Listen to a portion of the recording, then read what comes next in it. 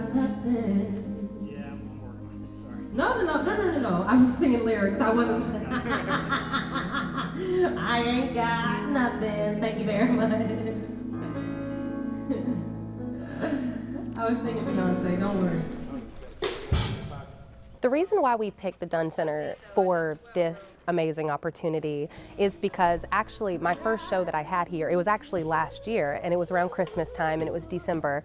And I remember the energy in the crowd. It was, I mean, we've done a lot of shows since I've had my time on The Voice, but the energy in this room, it was like nothing I've experienced before. I mean, it was so amazing. By the last song, I jumped off the stage and was walking through the crowd screaming, perfect, you know, having them singing with me. And it was just a beautiful, amazing experience, and my very first time kind of having a Christmas themed show. So I wanted to come back here for another time. I just have a lot of great memories in here, and I'm pretty sure we'll be making a lot more in the future.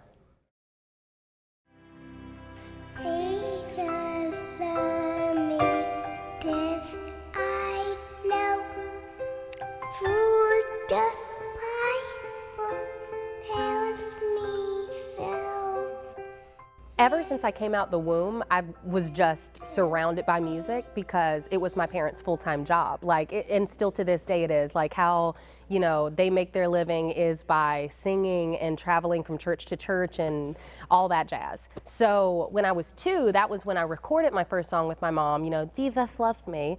But then by the time I was 7, you know, they were a group and they had a third member that, you know, isn't in the marriage, no swingers here. Right. But another member who actually left the group, and then after that, they were like, okay, well, Brooke, come up and sing with us a couple times. It's cute. And then all of a sudden my mom was like, where's that third part harmony coming from? And it turned out I had just been listening to Catherine, the former member, like so closely into the part she was singing that it just came naturally to me. So when I was 7, I started traveling full time as a member of the Mills family. You know, not, I mean, I already was in the Mills family, but as the band, the Mills family, you know? So yeah, I just grew up, whether we were in the back of a van and I'm sitting on top of the equipment, or we're in a bus and I'm in my bunk and playing Nintendo and eating mac and cheese, or if we were in the RV and I'm laying down with my brother and sister trying to wake them up and annoy them, it was just always the best experience. And even when I was tired or anything, it was always something I wanted to do. And I think even then, without me knowing it, subconsciously I knew that it's what I wanted to do for the rest of my life, which is why even when I was tired, it was worth it and it was happy.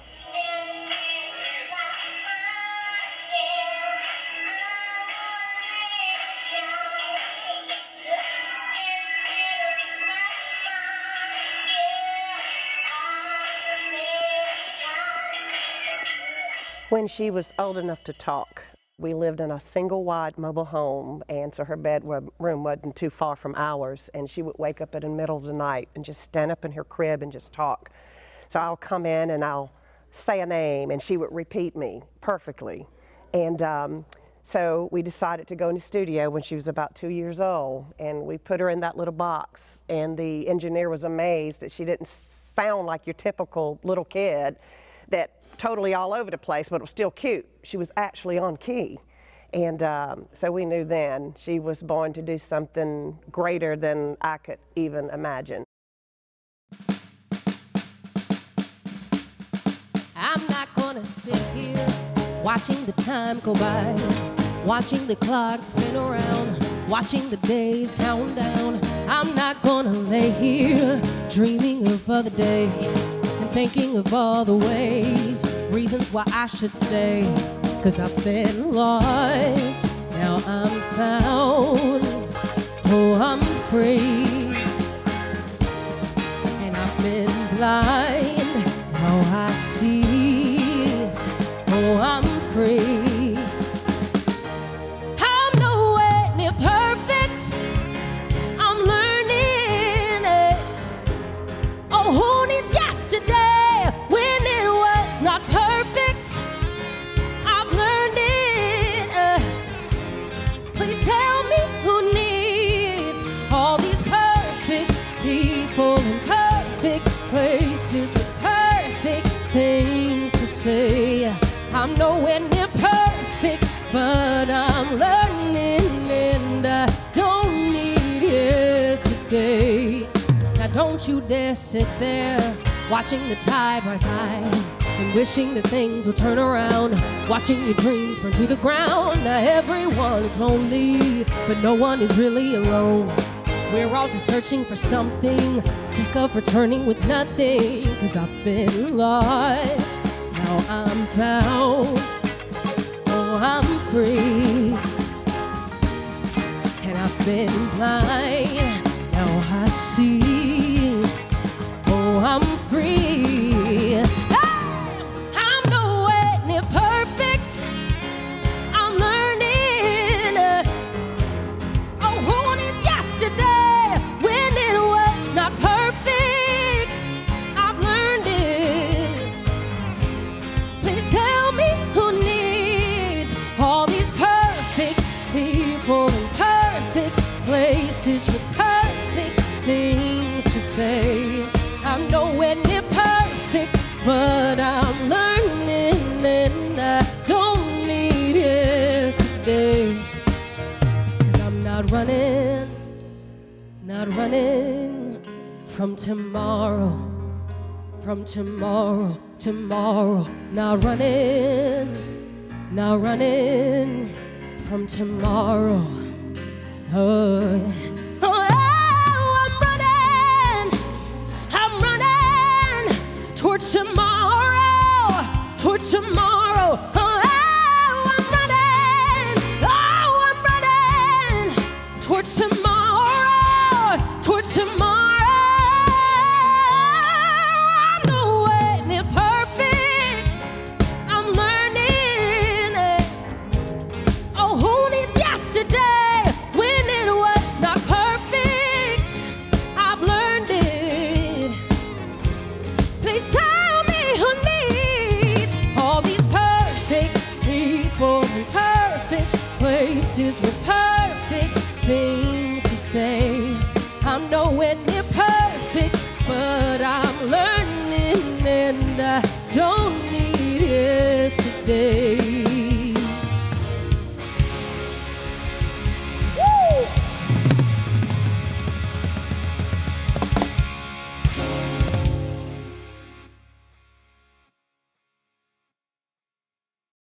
Being on The Voice was one of the greatest experiences of my life. I actually auditioned for The Voice 4 years prior to when I got the call to come and try again. Made it through the cattle call. After that, for the second call back, I didn't get a call back. So I was like, it's okay, whatever. Wasn't meant to be. And then 4 years later, I'm in Florida, and me and my husband were just kind of praying for an opportunity or some kind of door to open, because we knew that we wanted more than just where we were at the time, but we felt stuck in every sense of the word. And randomly one day I got a call. Hey, they even used my maiden name. They said, hey, we're looking for Brooke Mills. We saw that you tried out 4 years ago in Atlanta. Do you want to just try again? I mean, no promises, but do you want to try? So I was like, sure. So I did, and then it ended up leading me to making it to the top 3 on the entire show. So, I mean, it was an incredible experience. I learned so much about myself as an artist, as a human, as a woman, and I made some of the greatest friends I'll ever have in my life.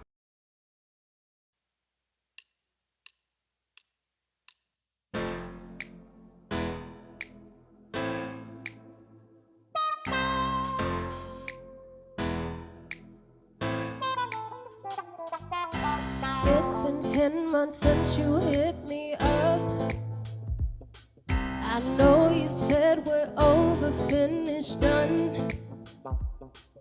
Well, call it what you want, but it was love.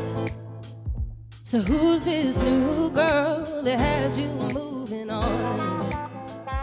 What's her name? What's she like? Is she cool or wound up tight? Where she lived, don't be surprised if I stop by tonight. 'Cause I'm just a little bit crazy, baby. I'm just a little bit, I'm just a little bit crazy, baby. I'm just a little bit, just a pinch of it. I'm just a little bit crazy, baby. I'm just a little bit, just a smidge of it. I'm just a little bit crazy, baby.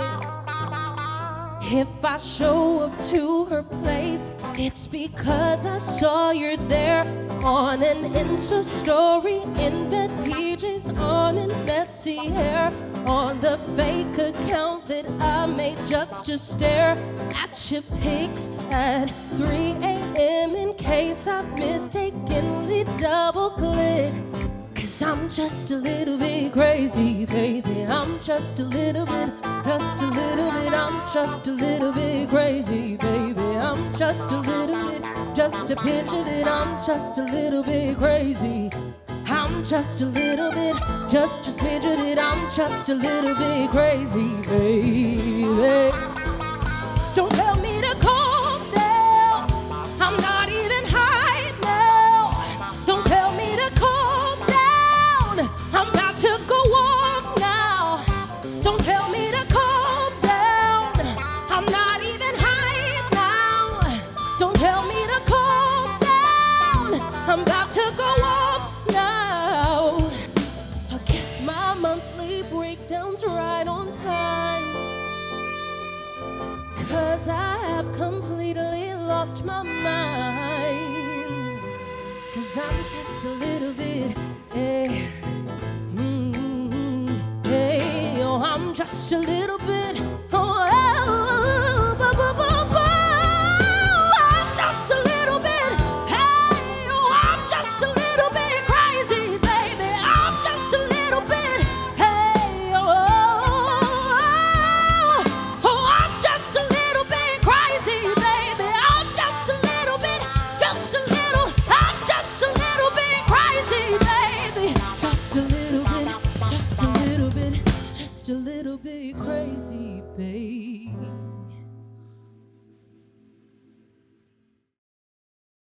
I always felt, I don't want it to sound any type of way, but I always felt special being Native American. You know what I mean? Like I felt like it was something like if my voice went away, or if my personality sucked, or if I grew up and I wasn't cute.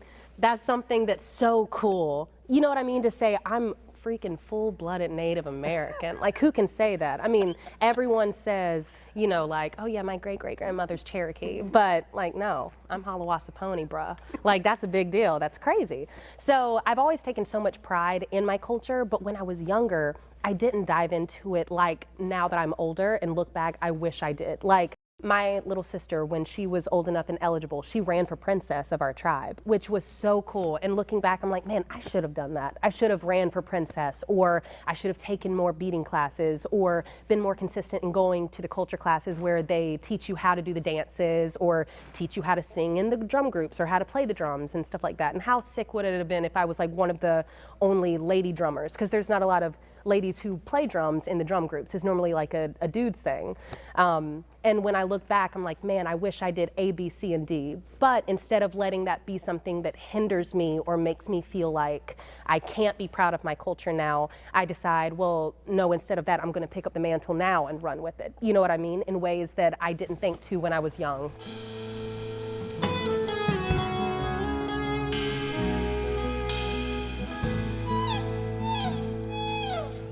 Faith song, I wrote that song years ago. I remember when I got the call that Faith had passed away, and I was in college. I was staying up late with my roommate, and we were sitting on my bed in my room talking, and then all of a sudden I get a text message from my mom and saying, hey, Faith Hedgepeth passed away. You know, I know you're probably asleep, but give me a call in the morning.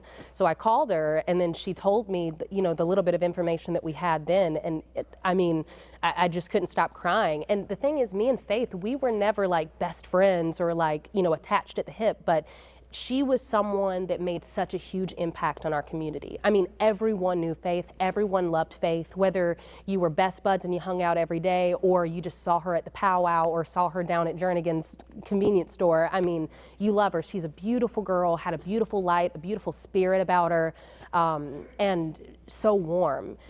So that happening, it literally was a blow to the heart to our community. You know what I mean? She had a huge impact, and you felt it when that news came out.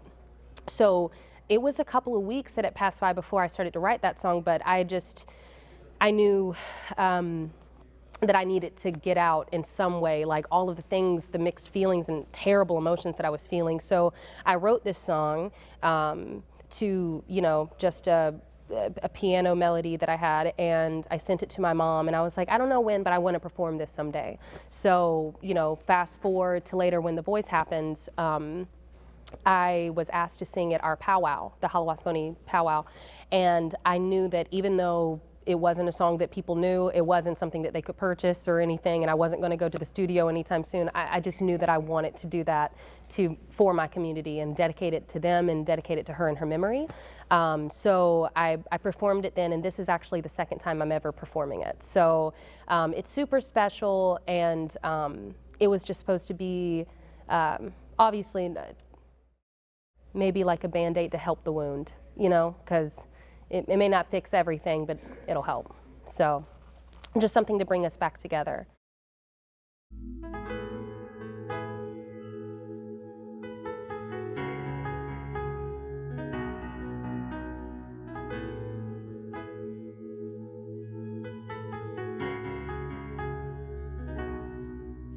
We miss you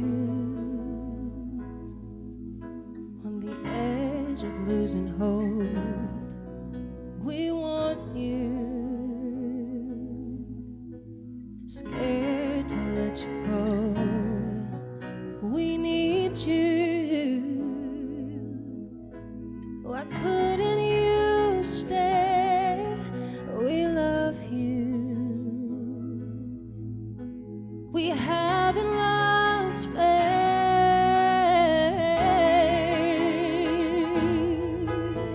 The anthem of the city that cries,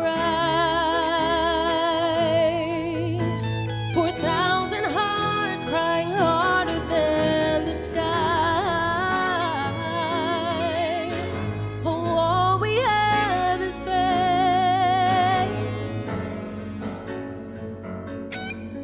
So we're holding on to faith. Can you hear us calling your name? Can you feel us coping with the pain? Are you near us? Still can't believe you're gone on the brink of never moving on.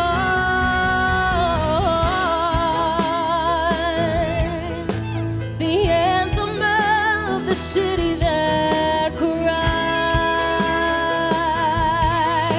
4,000 hearts crying harder than the sky.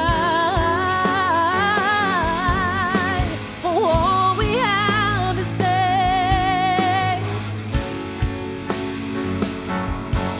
So we're holding on to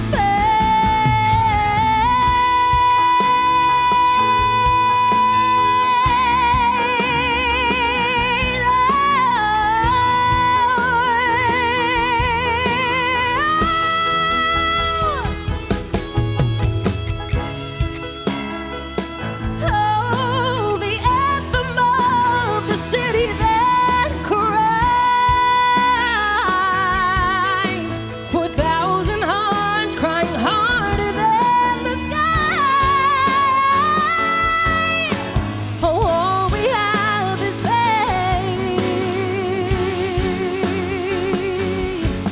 So we're holding on to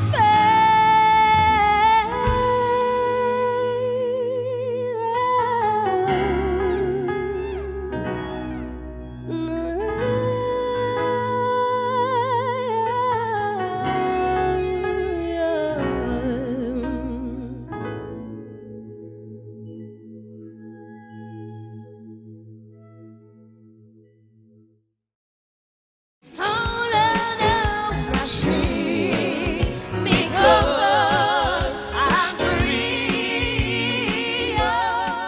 Singing with my daughter and all of my children at different stages of their age. When Brooke was a little girl, then all the children ran up to the front of the church, couldn't wait to see Brooke. Then she was a teenager, then we would have youth conferences, and Brooke would sing those type of songs. And then our other two children as well. So as a mom, just seeing God take the gifts that he entrusted me and her dad with and multiply them, that's our prayer. I mean, because the domino effect could go either way, because alcoholism runs in both sides of our family, my family and her dad's family.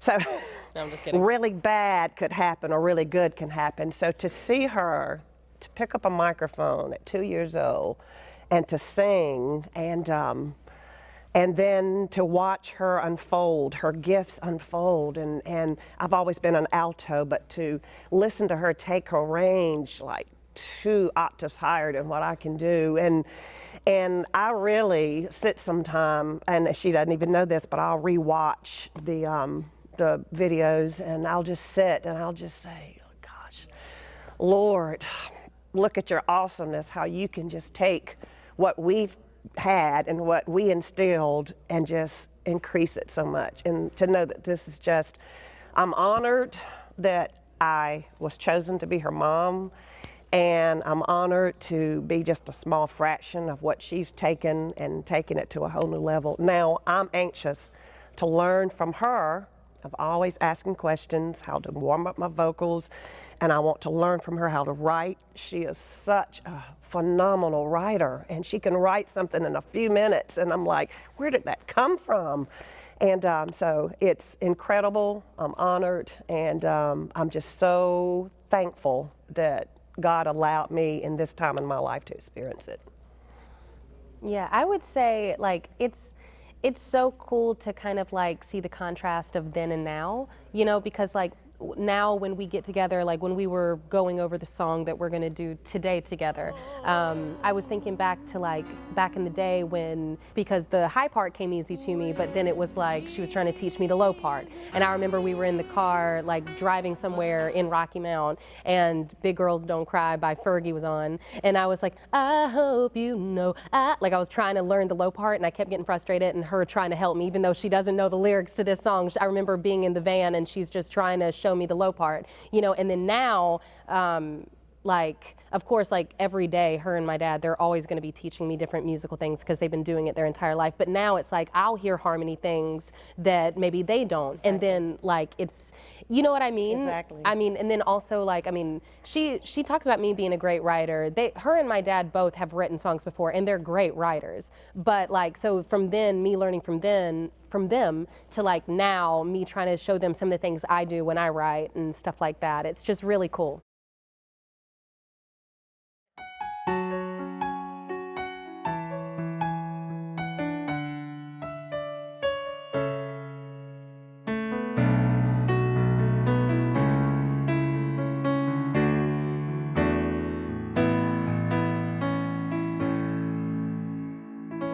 Lord, I feel so empty. It seems like we're so far apart. Even though some may applaud me, you alone can see my heart. You don't look at my achievements or my abilities. All you really want, Lord, is all of me. It frightens me to give up my control, yes. But there is only room for one king in the throne room of my soul, yeah. Lord, you took me out of Egypt, now take Egypt out of me. You delivered me from Pharaoh, now set me free from me. Let my heart become a promised land where the desert used to be. Yeah, Lord, well, you took me out of Egypt, now take Egypt out of me. Blessed are the pure in heart, for they shall see the Lord. But the eyes that only look to earth will lose their rich reward of the fellowship eternal, the blissful unity of the ones who live in Jesus and no longer serve King me. Oh, You took me out of Egypt, now take Egypt out of me. You delivered me from Pharaoh, now set me free from me. Let my heart become a promised land where the desert used to be. Yeah, Lord, well, you took me out of Egypt. Thank you for taking me out of Egypt. Yes, you took me out of Egypt. Now you're taking Egypt out of me.